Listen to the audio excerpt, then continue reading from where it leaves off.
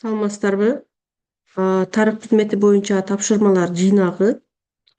Бул биринчи бөлүк. Бул жерде методикалык сунуштар, олимпиадага даярдоо, мамлекеттик экзаменге даярдоо, КИЗага даярдоо, ЖРТга даярдоо жана тапшырмалардын жоопторду баалоонун критерийлери берилген. Бул мазмуну бул жерде ошол өйдө да айтып кеткендей методикалык сунуштар берилет. Олимпиадага кантип даярданыш керек, бүтүрүү экзаменин кантип өткөрүш керек, ПИЗага даярданууда эмнеге көңүл буруш керек, жалпы республикалык тестирлөөгө даярданууда эмнеге көңүл буруш керек. Анан тапшырмалардын жооптору, кээ бир тапшырмалардын болжолдуу жооптору жана жоопторду баалоонун критерийлери көрсөтүлөт. Бул методикалык сунуштарда мына өзүңүздөр көрүп тургандай биринчи бөлүк ушул. Ал эми экинчи бөлүк бул биринчи деңгээлдеги тапшырмалар. Үчүнчү, төртүнчү, бешинчи, алтынчы, жетинчи бөлүк мына өзүңүздөр көрүп тургандай экинчи деңгээлдеги тапшырмалар. Сегизинчи, тогузунчу, онунчу бөлүк бул үчүнчү деңгээлдеги тапшырмалар кирет. Бул жерде мисалы 6-бөлүктө тарыхый карталарга кенен токтолгонбуз. Бул жерде Кыргызстан тарыхы, дүйнөлүк тарых боюнча тарыхый жана контурдук карталар кенен берилген. Ошолорду алып сабактарыңыздарда дагы иштете берсеңиздер болот. Олимпиадага даярдоо боюнча методикалык сунуштар, этаптары кандай өтөт, эмнелерге көңүл буруу керек.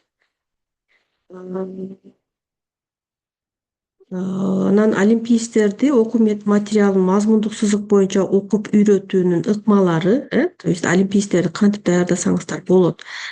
Мазмундук сызыкка басым жасасаңыздар болот. Бул баланын жанагы тематикалар менен эмес, мазмундук сызык менен ошол тарыхты окуп үйрөнүүсүнө жардам берет да. Мисалы тарыхый мейкиндикти сиздер тарыхый карталар аркылуу окутуп үйрөтсөңүздөр болот балага. Бул жерде ошол боюнча баардык сунуштар берилген. Анан ошол баланын жоопторун баалоонун критерийлери берилген. Андан кийин тарыхый мезгил, бул жерде хронология менен иштөөнү үйрөтсөңүздөр болот балдарга.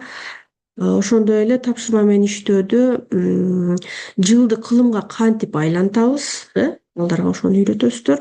Бул олимпийсттерге эле эмес, окуучуларга дагы ушул маалыматтарды берсеңиздер болот. Мусулман жана Григориан календарын дал келтирүү боюнча бул жерде эсептөөлөр берилген. Муну дагы өзүңүздөрдүн окутуу процессиңиздерде, олимпийсттер даярдоодо, ЖРТга даярдоодо колдонсоңуздар болот. Анан ушул тапшырмаларды, ушул то есть сунуштарды кайсы тапшырманы иштегенде текшерсеңиздер болот. Мисалы 9-бөлүктө атайын тапшырмалар бар. Алар ошол 3 багытта даярдалган жана ушул ыкмаларды колдонуп ошол тапшырмаларды иштесеңиздер болот. Мына мисалы, тапшырманын мисалы 9-бөлүк 1-16 тапшырма. Тарыхый динамика бул ошол тарых океанын динамикалык өнүгүүсү. Бул жерде принциптер, тарыхый принциптер аркылуу себеп натыйжа, объективдүүлүк, тарыхыйлык принциптер аркылуу түшүндүрсөңүздөр болот. Бул тарыхый динамика боюнча үлгү катары 10-бөлүктөгү 28 тапшырманы бергенбиз. Ошону карап тарыхый динамика боюнча кантип окутуп үйрөтсөңүздөр болот, түшүнүп алсаңыздар. Тарыхый инсандар, бул жерде тарыхый эссе жазууга басым жасайбыз. То есть эссенин кандай түрлөрүн иштей алат бала. Ошол эссенин түрлөрүн көрсөтөбүз, эссенин баалоонун критерийлери. Бүтүрүү экзамендери кандай өтүш керек, ПИЗага даярдоодо эмнеге көңүл бурабыз,